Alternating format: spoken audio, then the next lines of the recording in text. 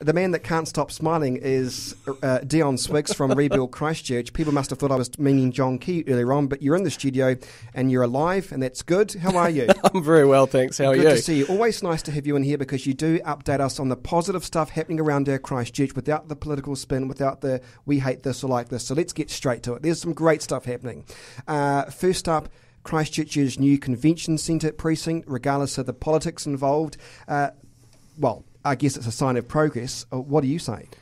I think exactly it's a sign of progress. I mean, a lot of people are working really hard on getting these anchor projects off the ground, and the anchor projects really just bring a stabilisation to the actual the environment of the central city. I mean, we've lost so much in the central city, and the government is, putting everything aside, the government is investing in the central city and making progress happen. So I mean, the concept drawings of the convention centre have come out. We've got this one. They're really cool. I've got some pictures to show you. So I mean, we've got these ones, and they're just sort of sitting on the edge of the river. And I think once it's developed, this is actually going to be a really cool space for people to sort of get around. On Facebook, we put the photos up and the video. We've had some good comments. We've had some people sort of moaning around, housing as everybody does at times. But there has to be a balancing act too, because you have to acknowledge that there is a housing issue in Christchurch, as you know, Deon, but you still need stuff to be able to go to get out of your house. So it's that fine balancing act without having to be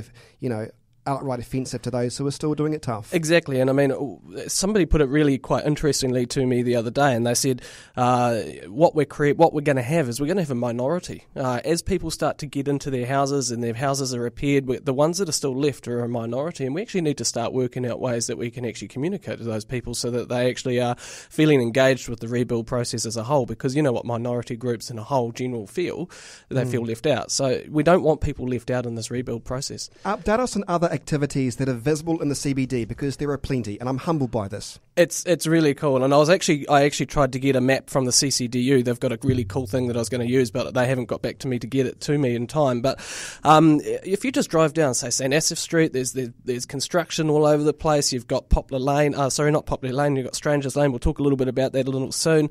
You go around even Durham Street. If you go down, look at the right, there's those big buildings that are opening up. There's Anderson Lloyd, I think it was, and the new building on the corner. That's going to be really cool. I'll get a photo of that on the Facebook page in the next few days.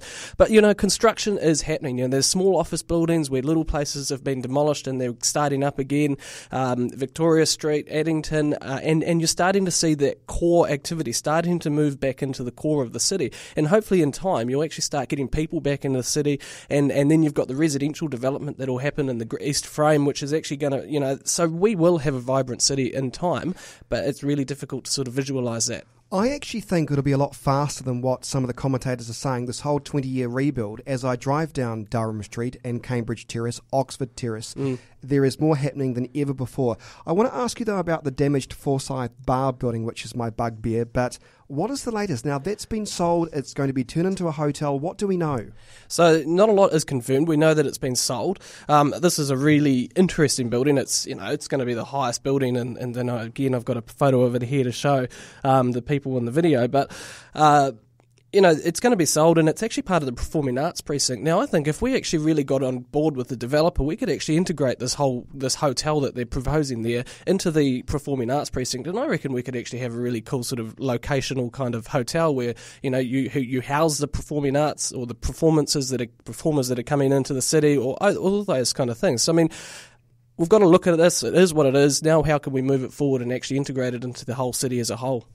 Now, I didn't realise this. This is new news to me, Deon Swiggs. Construction work is now beginning on the first new merged school in the Christchurch School Rebuild Program. What's the latest there? So the first merger, so to speak, is in Littleton, and it's just started to happen. I think it was the first sod was turned couple of Thursdays ago by Heki Parata, and this is the merge of those two schools. So Littleton has two schools currently, and it's going to be one, and that's just started. So I mean, that's the first of the 115 schools that are going to be rebuilt or repaired or merged within Christchurch in their $1.17 billion school program. A lot of that money comes out of the normal program of works that happens over the next 30 years. But this is still cool, and it actually sees that they're committed to actually getting things done. Let's look at this delightful lane that has officially opened its doors. Another positive step in the rebuild of the city.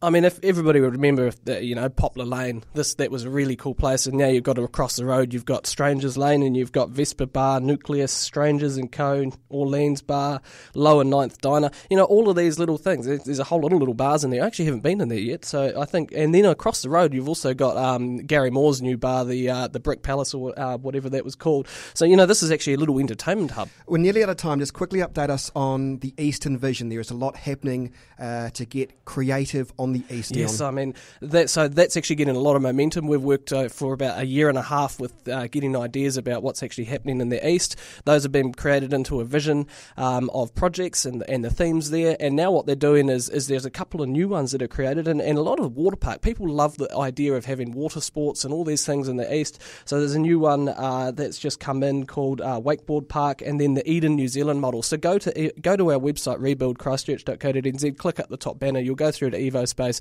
and you can actually have public consultation, public comment, whatever you want. Now, speaking of public comment, public engagement on the hospital corner, that's underway. Tell us or give us the details on that. Yeah, so the council has actually just released their draft for consultation. So this is actually the first part of the transport plan that's actually going to start, or that's going to be enacted.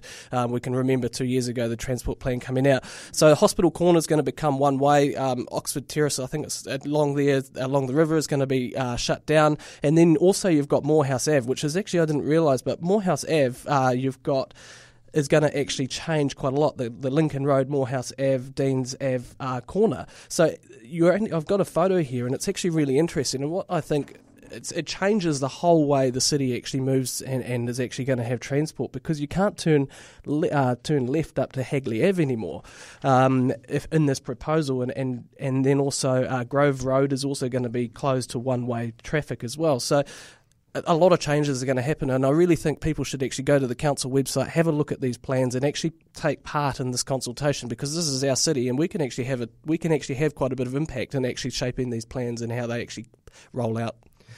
Which is good, and we can shape it if we're really interested. And I want to talk to you about the Council's Earthquake Recovery Committee. It's endorsed a proposed concept designs for 2 transport projects. Give us the details on that. That was those. Yeah, so those are those transport plans. So as you said, go to the council website, have a look at those, and you can actually publicly engage in those things at the moment. We like public engagement. That is a good thing. Perhaps finally, Deon, you've got a really good news story about a person that went viral, in the good sense of the word, not Ebola viral, on the Rebuild Christchurch website. Super Dave. Who is Super Dave? Yes. And give us the details. So we've got an agreement with Skirt to pull all of their articles and everything like that to get it out to the public, because we have a very big reach. And an article came on and it said, "Who is Super Dave?" And we posted that on the Rebuild Christchurch Facebook page. And I tell you what, it went absolute viral. And this is a really cool thing. Super Dave is just a man, an ordinary guy, patrolling Christchurch, and he's taken it upon himself to patrol Christchurch over the last few months and actually tell people where there's cones missing or there's not cones in the right place. But what come across this one is that, that accident that happened a couple of weeks ago in Beeley Ave, where the car was upturned on its roof. Yeah. He was the first person on the scene, and he actually helped the person get out of the car and whatnot. So I mean, I've got a really cool photo of Super Dave. We are filming this video, so we'll put it on Facebook soon. So there's Super Dave, and this is really cool, and this is something that we can actually forget when we talk about these big plans and all these other things. We can forget about the people that are actually doing the work, and these people, the Skirt workers that are actually doing the work today, is absolutely freezing coming here today, and they're out there working away and they're doing what needs to be done to rebuild Christchurch. And I think this needs to be commended, not just Super Dave, but all of the other people doing this. It's really good. Absolutely, always good to focus on those who are making a difference that perhaps don't get the recognition they deserve. Deon Swiggs, you run a fabulous website. It's called Rebuild Christchurch. Give us the details. Yeah, so I mean, we've got rebuildchristchurch.co.nz. We've also got the Rebuild Christchurch Facebook page, and this is a place, and we've also got your story on there. And what we're doing at the moment, we're just going to have a bit of a campaign. We want people to start telling about your story. Go on there, look at other people's stories, and actually these stories are helping other people actually get through. If you're stuck in a little place, you can look at how somebody else has got through there and use the resource that's available to actually get that out. And have a look at all the news stories and everything. Like what we talk about is weekly. So these are all things that have happened in the last week. There's all sorts of stuff that's happened in the past as well. Excellent stuff. Deon Swiggs from rebuildchristchurch.co.nz. Thanks so much for updating us on the positive stuff happening in Christchurch. Thanks, Chris. It's always a pleasure.